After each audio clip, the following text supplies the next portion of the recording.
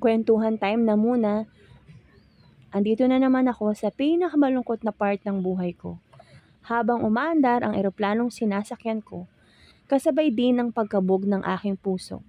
Halo-halong emosyon ang nararamdaman ko sa mga panahong ito.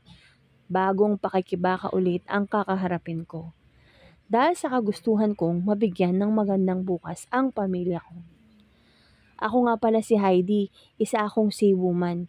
Isa rin akong ina na matayog ang pangarap para sa mga anak ko. Isa na namang bagong pahina ng buhay ko ang aking bubuksan para sa ikauunlad ng pamilya ko at ng sarili ko. Isang ina na gagawin ang lahat ng sakripisyo, maibigay lang ang kasiyahan ng mga mahal ko. Wala na tong atrasan, laban ulit sa hamon ng buhay. Minsan, napapaisip na lang ako, Lord, kailan ba matatapos to? Siguro hanggang malakas at kaya ng katawan ko. Yan tayong mga ina, palaban at mapagmahal. Hanggang nandito ako sa mundong ito, kaya kong suungin lahat ng sakripisyo. Maraming mang pagsubok ang aking kakaharapin. Andyan ang Diyos para damayan ako. Dasal at pananampalataya lang ang katapat nito.